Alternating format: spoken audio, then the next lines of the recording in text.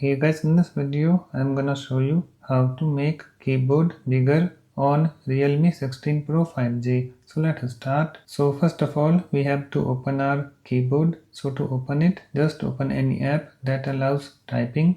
You can open a messages app. So let me open it. You can see it's now opened.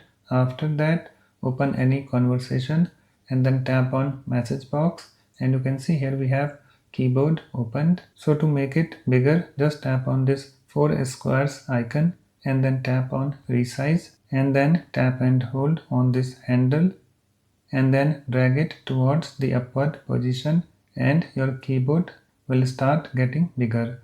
And after you satisfy with the size, just lift up your finger. So this much of size is fine for me. After that, just tap on done button.